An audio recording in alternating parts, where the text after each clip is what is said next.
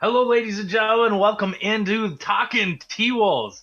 I am your host, Garrett Gilbertson, joined by my friend Kevin Stanky and straight from Denver, Colorado, Jeff Coach Gersh. How are you, gentlemen? Good to see ya. Thanks for having us. Thanks for having us as always. Good time talking to you. Well, sorry I'm not in the hot tub today, guys. But I'm still gonna bring the heat. The night is young. The night is young. Listen, hey, we're all here tonight because we had some big news today. We are celebrating the changing of the guard, if you will. The Timberwolves signed Tim Connelly from the Denver Nuggets as the president of basketball operations.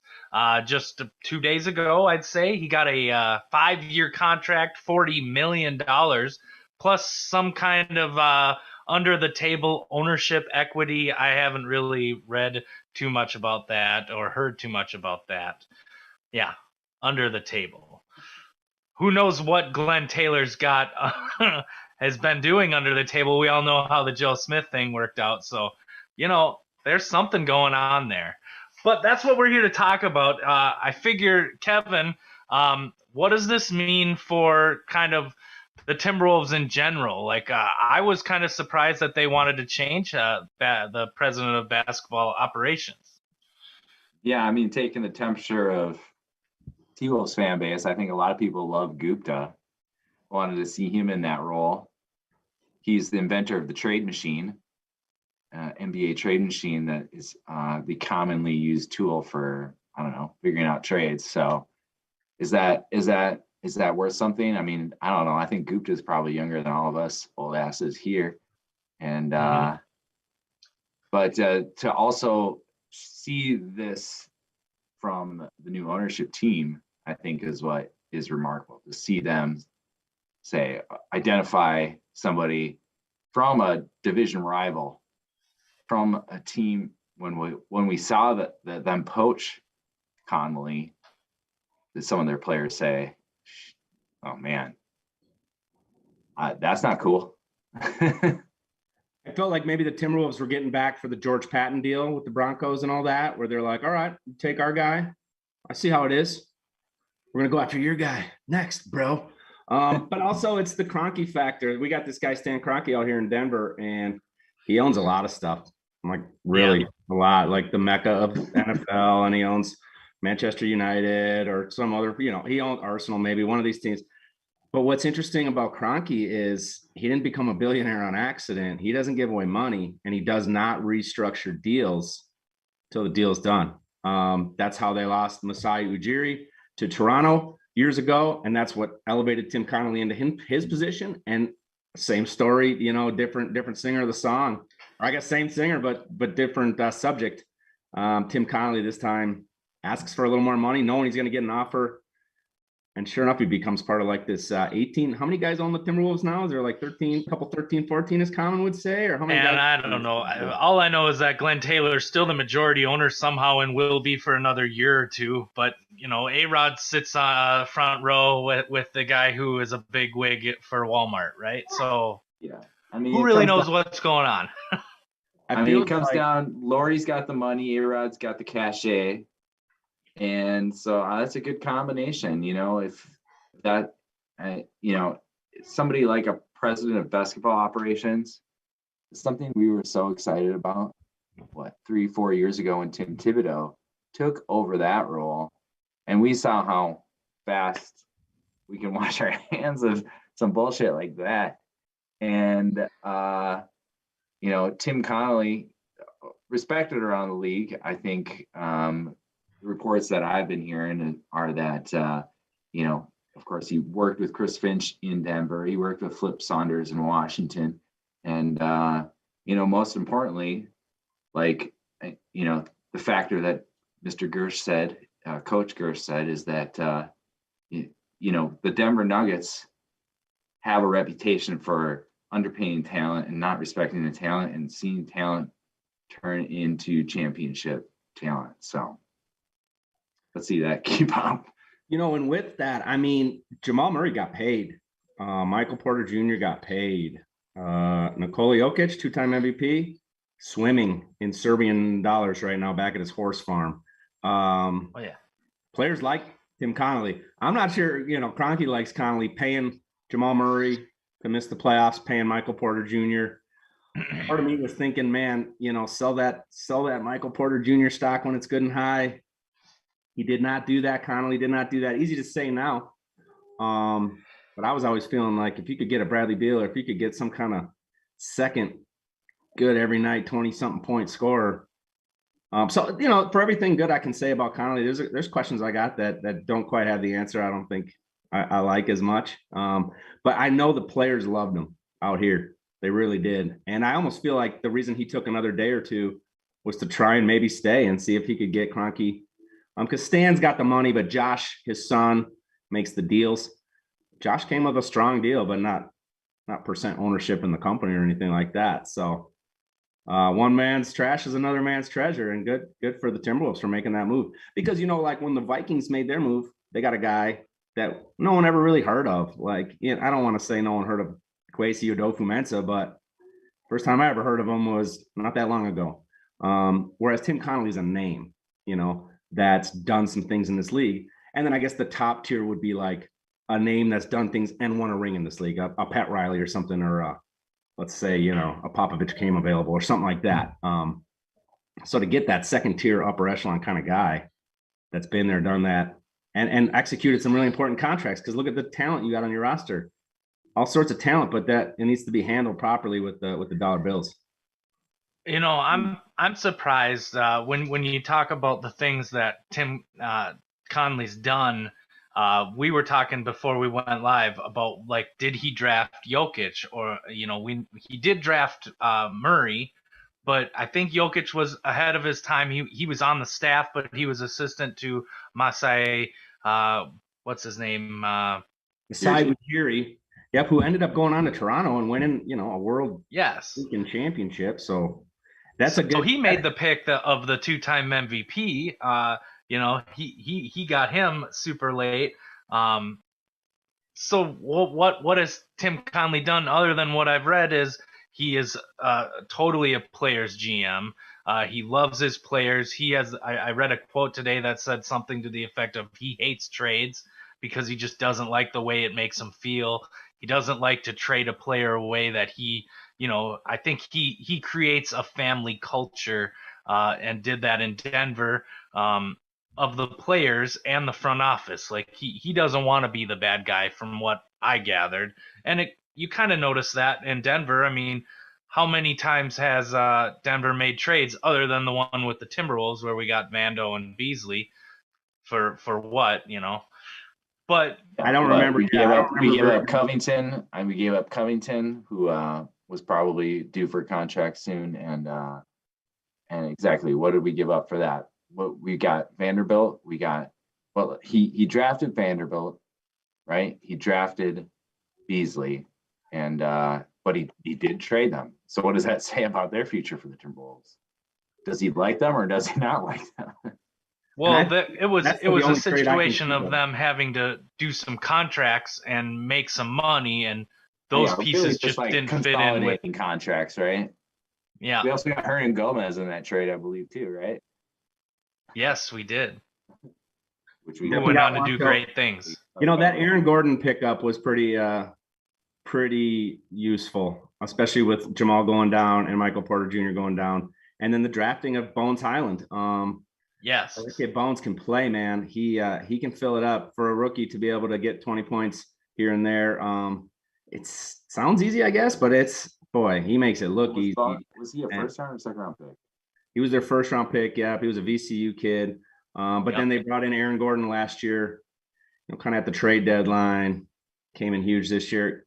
That being said, though, the guys on the court, they're not exactly winning a ton of playoff games. They're not moving on as much as. And the reason why is because of Jamal Murray. Right. And Michael Porter did not play this whole season. They're second and third best players. And you can say you could have predicted with Porter because of his injury history, but Jamal Murray, I mean, if you would have said in advance of his ACL injury, or it was the ACL injury, is that correct? In advance of that, like could we still trade for him? I probably still would have taken him, just, knowing he's going to sit out a year. He's a killer.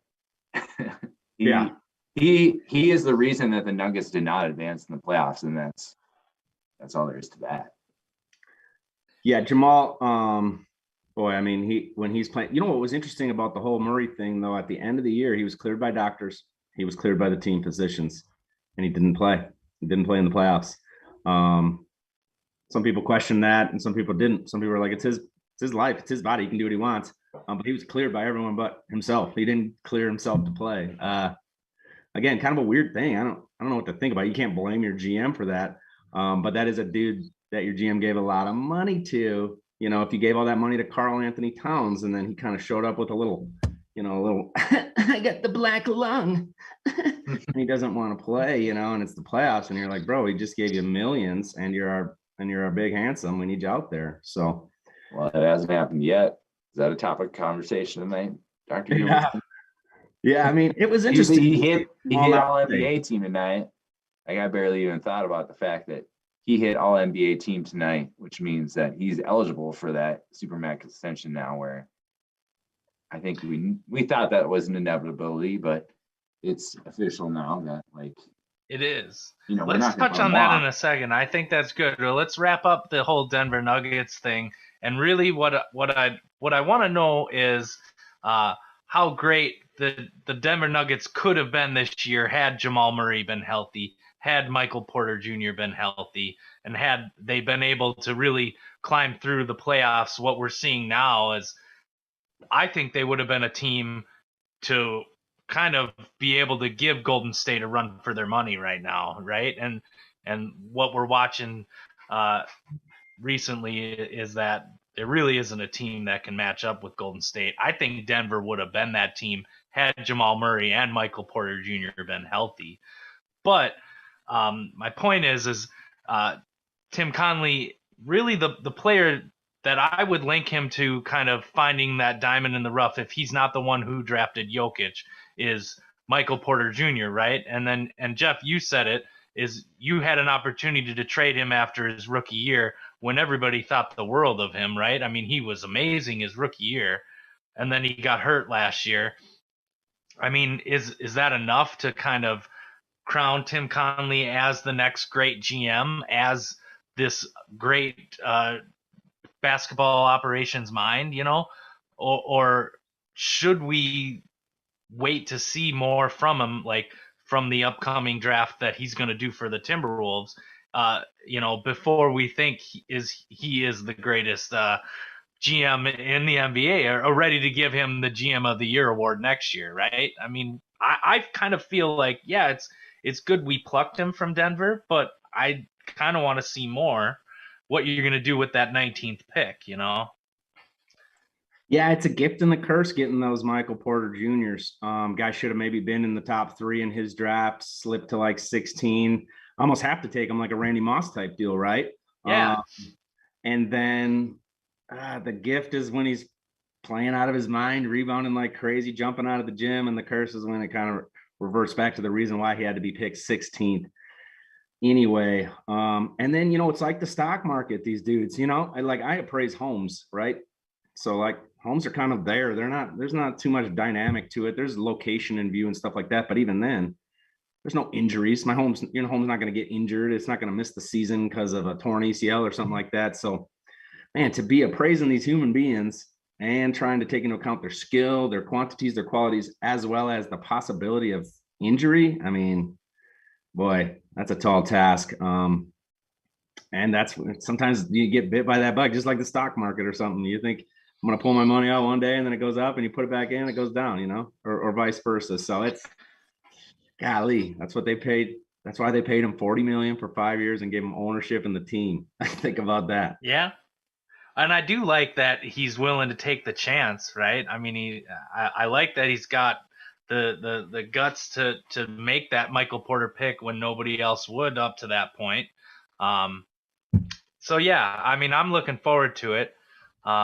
Kevin, let's touch on what you just brought up, because that was that did come out today about Karl Anthony Towns getting the All NBA team. I believe it was on the third All-NBA team for the season, but it does qualify him for that max contract, super max contract. What do you think? Do you think he's deserving of it to begin with? I mean, no doubt. I mean, he's a all NBA talent playing on your team, and so if you don't sign him to it, then that's what, just free cap space to sign 10 scrubs or whatever. No one's gonna be like, oh yeah, Karl Anthony Towns left, now I can be the star in Minnesota. so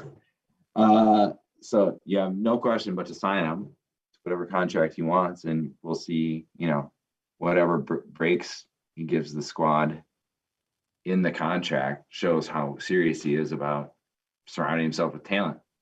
And he can have what he wants because that's what he deserves. And if there was no cap in this league, he'd probably get more than that. Let's be honest about that, because the middle echelons, your Patrick Beverleys, your Ricky Rubios, they would not be making 12 million. Your Malik Beasleys, they would be making minimums, and he would be making even more money. So you got to sign him, because if he gets upset, then at least you can turn him into something else. I mean, I think he was deserving definitely this year of all NBA team. But as we talked to during the playoffs, he needed to show me more that he was an all NBA player on the T-Wolves. And I don't know necessarily that it's him over Anthony Edwards after watching the playoffs unfold. Like the way that he clowned around and complained all playoffs, couldn't compose himself when needed, couldn't put in the big basket and close out those games against Memphis. I mean, yes, he is an offensive talent like no other, and he definitely does. You have to pay a talent like that, but on a superstar level, on an MVP level, he's no Jokic. Not until he's going to show that he can be that game changer that's unstoppable. Yeah, the thing about Karl Anthony Towns, something's going on with these American basketball players nowadays. But I don't know if you ever taken a look at the MVP race, Joel Embiid, Giannis, Jokic, Luka Doncic, right? I'm not seeing a lot of American dudes up there. I'd put Dame in there. Dame's a bad dude. Steph Curry, obviously. But I don't know, something about these dudes that have been told how great they are since they're 16 years old, and then you give them 40 million a year. Right now, Dame Lillard's making 39 million, Kawhi's making 39, Clay's making 37, Jimmy Buckets is making 36. Jimmy's the 12th highest paid player in the league right now. So you're talking about a minimum 35 mil for Karl Anthony Towns, possibly up to 40 million, which is what you just paid your GM for 5 years of service. You're going to give that per year to the big fella on the third All NBA team, right? So that's like the 15th best player, 11th to 15th, somewhere in there, right? It's not 1 through 5 or 6 through 10. That's a lot of money. But he's Coach a good player. He's a mismatch. Sorry. Right. I was to say, Coach G, I think there's two shortcomings to Karl Anthony Towns' game. And they're not a lack of talent. They're not a lack of discipline. They're just a lack of coaching. Two factors that he can be improved on just with strong coaching, and that is how to pass out of a double team and how to not foul when he's picking on a pick and roll.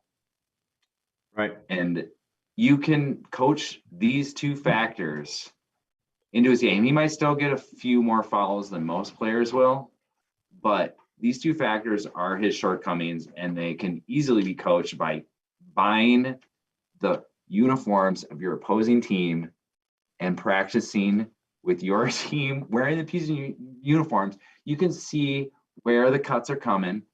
You know who's guarding who. Come on, Coach Finch. Let's put it in the budget. POBO, TC. I think Karl Anthony Towns because you can't coach Jimmy Buckets. You can't coach that Jimmy Butler toughness.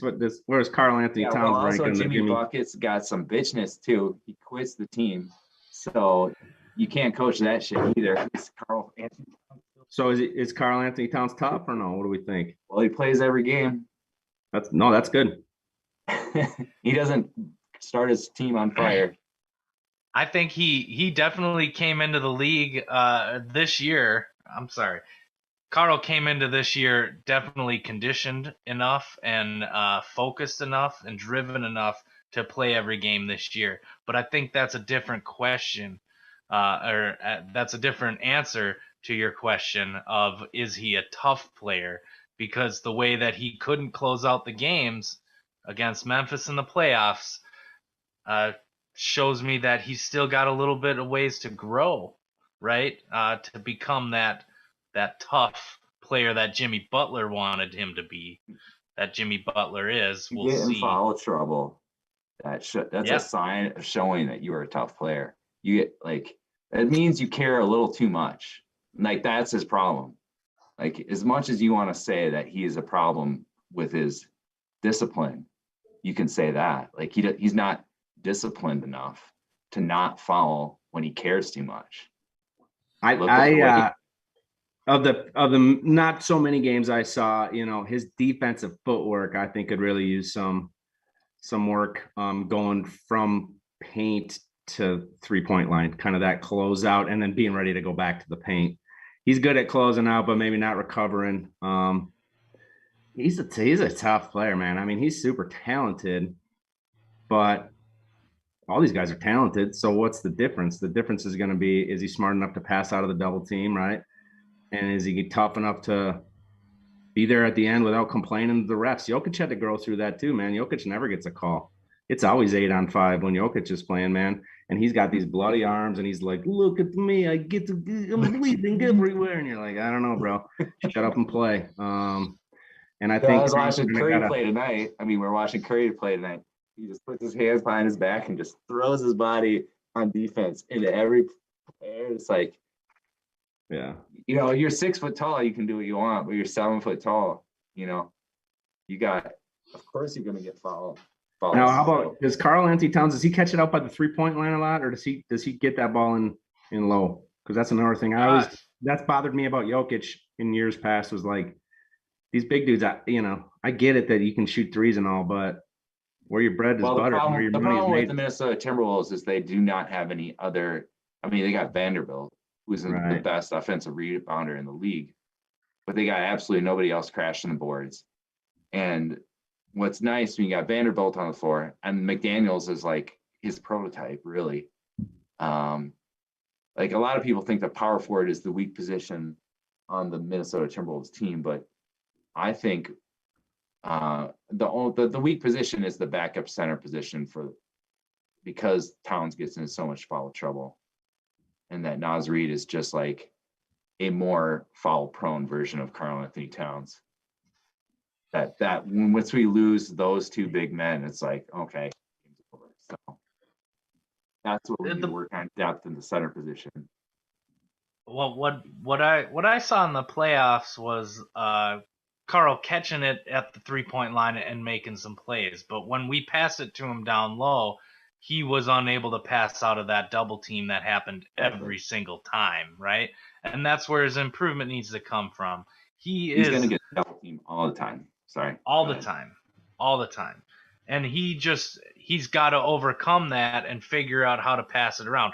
And maybe that comes from Coach Finch drawing up some different plays and some actions, some cutters to get for him to be able to get that ball out of there right away. Because if you know that double team's coming, you got to have options right away, right? When he held onto the ball, that's where he made a bad pass, or that's where he got stripped, or that's where he, got in trouble. But when he catches the ball out behind that 3-point line, there isn't another center that can shoot like him. Like he said, he is the best, self-proclaimed best big man shooter in the league.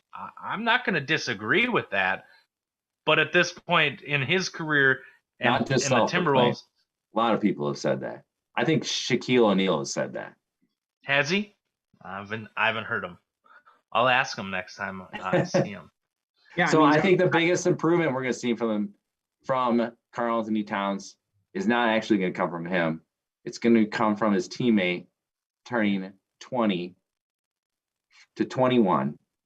You remember how smart you thought you were when you were 20 and how barely smarter you got when you were 21, but like leaps and bounds smarter you got. I was dumb as shit when I was 20 and 21. I wrote a play with some dudes that got nominated for an Irene Ryan Award when I was 20.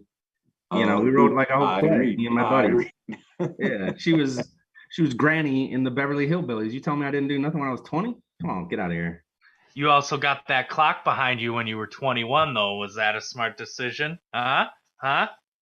You know what? Changed my life forever. I became an RA and then I met my wife. So, well, every now and again, guys, see what happens when you turn 21. Steal the clock. That's all I'm saying. Yeah, to say Karl Anthony Towns is the best 3-point shooting center is like saying John Morant's the best dunking point guard. It's like, all right, cool, but I need my centers to be centers and I need my point guards to be point guards. That's how I think. Now, nowadays, that's kind of antiquated. That's a cute little antique. Like, what are you, Bobby Knight or something? But everyone's hybrids, Jeff, and I'm like, I guess. But part of me wants to see Karl Anthony Towns dominate that little 6 foot, 10 foot area by the hoop, and then that'll open up everything, if you ask me.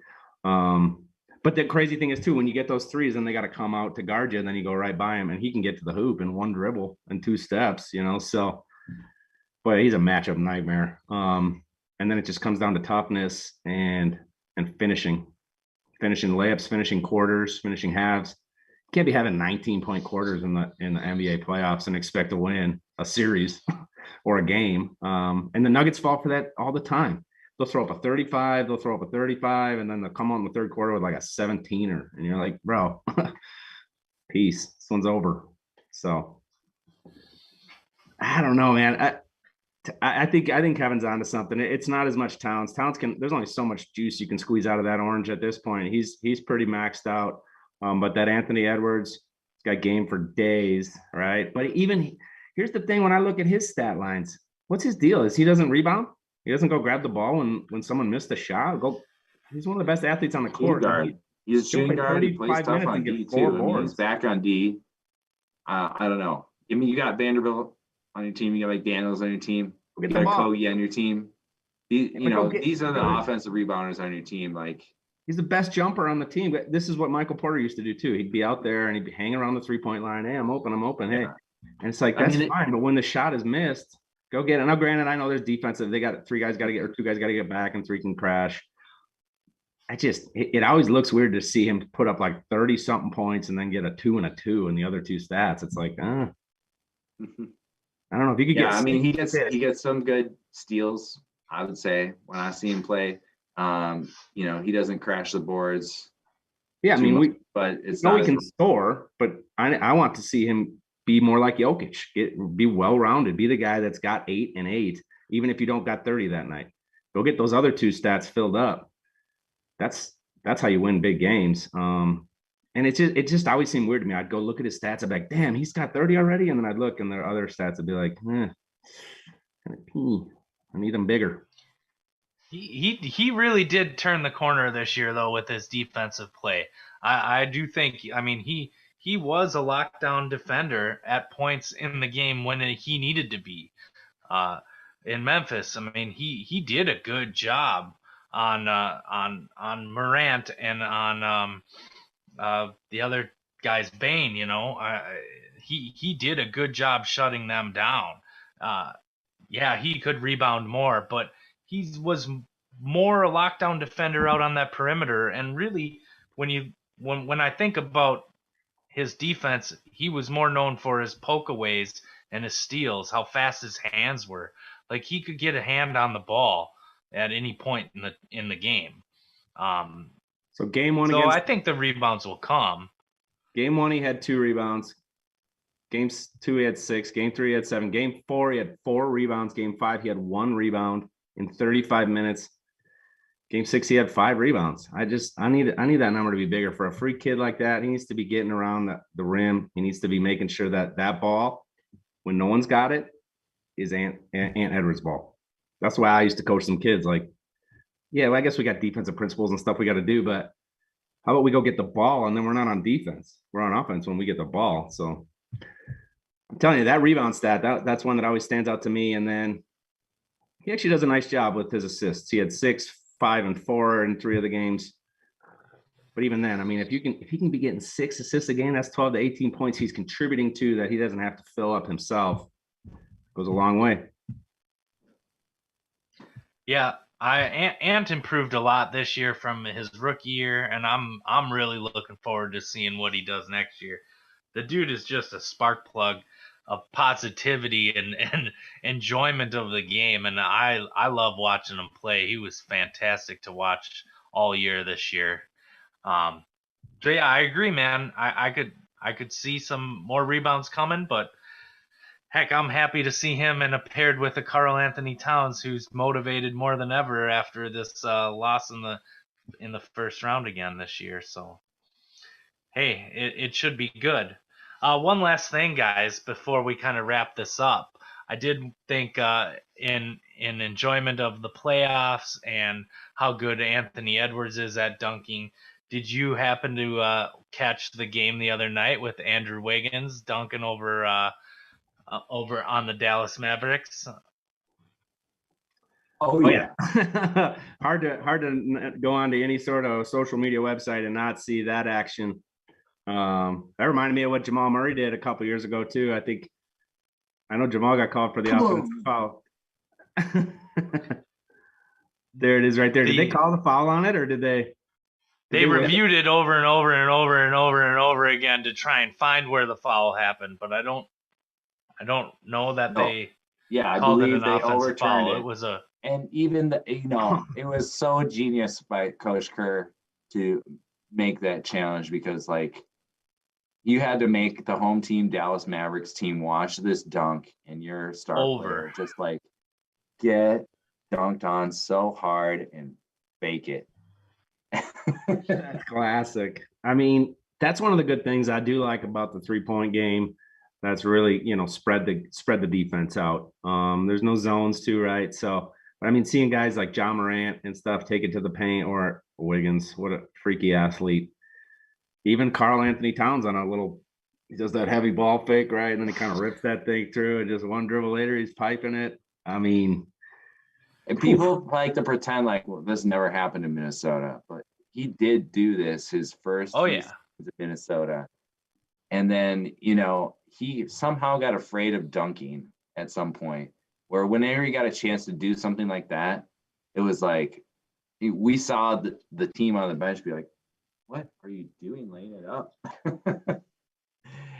And it might have been Thibodeau too, It's amazing when you get Steve Kerr as your head coach and you get Steph Curry as your right-hand man and Draymond Green's pushing dudes around. It's amazing how it's good to be easy, or easy to be good. I mean, and the opposite is true too, I mean, when you're in a spot where kind of bad news bears and your coach smells like he's been drinking beer and smoking cigarettes all day, because he has been.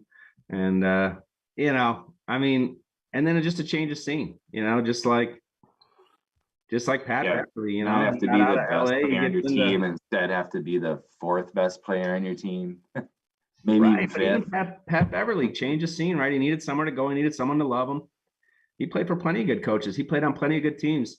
And I remember doing a Talkin Timberwolves with you guys 8 or 9 months ago when the season started, and I go, Pat Bev's on the team? And you're like, yeah. And I go, well, you're making the playoffs this year, congrats. Because there's just something about accountability, and there's something about like how your whole thing is structured. And I actually like the way Finch is doing things. I like the way his offense looks. I like this team they put together.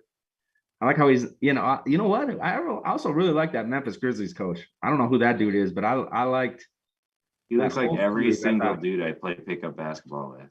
I know. He reminded me of Stanky. That's what I mean. I was like, when did Stanky start coaching in the NBA? and at the same time, they both, they did a great job. Finch maybe could have used a couple more kind of those mid-game changes. But Memphis sure did a good job of that. And that was a great series. I had a lot of fun watching that one. Yeah, I think Finch did a good job for his first full season as a head coach for sure.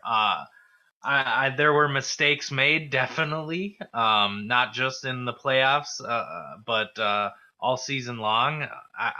I think he's going to be extra focused in the upcoming season to get this team to have that winning mentality, right? And he's going to do. I love what he did offensively in the season as they kind of progressed. Like they started out with having McDaniels as the starter. I mean, shit, Josh Okogie was a starter at the beginning of the year, wasn't he? And then he was non-existent. Power forward. Yeah. So like, yeah, he makes adjustments. I like that he'll try something. If it's not working, he'll figure it out. But he's definitely the right face to have for this coach, for this team. And that might have been the Wiggins problem that you were talking about, Kevin and Jeff, is that like I think Thibodeau just broke him, right? Like Thibodeau, maybe it was a little bit of Butler too. Like and they broke him down to the point where they were like, "You're number one pick, man." And well, what are you gonna do? You're gonna go out and score 30 every night, and he just that's not the player he's become in Golden State. Not that he has to be in Golden State, but like I think he's just wasn't that player. He wasn't that player in Kansas, right? So well, and that's not the kind of coach Tibbs is. That dunk that Wiggins just put on some dude, if you did that and Tibbs was your coach, he wouldn't bat an eye. He would turn and be like, we're 2 on defense too. You know, he'd call the next play. He wouldn't be like, oh damn, did you see Wiggins? Oh shit. Let's challenge that play. Yeah, he wouldn't be hanging on his assistant coaches and shit. Let's watch it again, really. I mean, this is a good dunk. On Doncic of all people. But that might explain why he stopped doing that, because Tibbs would be like, hey, why don't you layups where it's just the same, you know, just lay it up. You know, and you're like, geez. I thought basketball was fun. But not with Tibbs. It's not. And with Coach Kerr it is, but it's obviously easier to be fun when you're Phil Jackson of your era, you know. So I agree. I could see that. I to bring it all back around, I think Finch is the right coach for the team. I mean, Ryan Saunders did a good job, but I think Finch has done a better job, definitely. Yeah. Good job at getting Anthony Edwards for the team. Yeah. Thanks, Coach Saunders. it'll be interesting to see too if the GM, you know, role of Tim Connelly, if the Denver Nuggets kind of become the Tampa Bay Rays of the NBA, you know, where they're just popping out these little banging GMs that can put together a nice roster and get you to the next level, or if it was this magic touch that Masai Ujiri had that kind of, you know, he was the Mark Few and Tim Connelly to Dan Munson, maybe. You never know. Hopefully Conley's not riding his curtail. How do you say it? I fucked it all up. His coattails. We'll cut that in editing. Riding his penguin tails. We'll edit that out. We'll edit that out. Cut. You know what I mean. It sucks. I hope not. I hope that he's the real deal, Jeff, and I hope he's not just riding Irsay's coattails. I know here in Denver that there was plenty of local media and bloggers and all, even the best of the best around here, had nothing but good things to say about him and his relationship with the players and with even the media. He's great with the media. You know, he wasn't too frumpy or too Belichickian or anything like that. He's an open book and he shoots you straight. He did some great interviews on the local radio. I bet he'll be on K-Fan in no time. Oh yeah. And he's a good listen. He's a really smart guy. And really caring and thoughtful, and that's probably why everyone liked him so much, and they're going to miss him here in Denver. And you're getting a good one. Well, he started out as a video coordinator, so you know those guys are always top notch. Just like you, Garrett. So myself, you're pretty much going to be the next GM of the Timberwolves. Sounds like they could have hired me last year. I told Kevin that, like, had they called me in for that interview, I applied for him. T-Wolves, you know, I'm still available. I'll be your video coordinator for the 2023 season if you want. Just give me a jingle. But you know, and then maybe your next GM. Who knows? I don't. We'll feel it out. Well, Just put guys, it on the resume and put a draft mark on it. Yes, Watermark. yes. I got a little Well, snuggle thank you buddy guys. over here. Oh, I sorry. appreciate you joining us, and this was a good talk. I'm glad we got to discuss some Tim Connelly, get some insight straight from Denver, the Mile High City itself. Thank you, Coach Gersh. Thank you, Kevin Stanky. This was fun, man. Hey, look at that guy. What's up, buddy? I gotta go. George? I gotta go All put right. this little soccer star to bed. All right. All right. Appreciate it, guys. Thank you. Thanks for watching, everybody, and we will Thanks, talk guys. to you next time on Talkin' T-Wolves. Enjoy the rest of the playoffs. Thanks, Rat.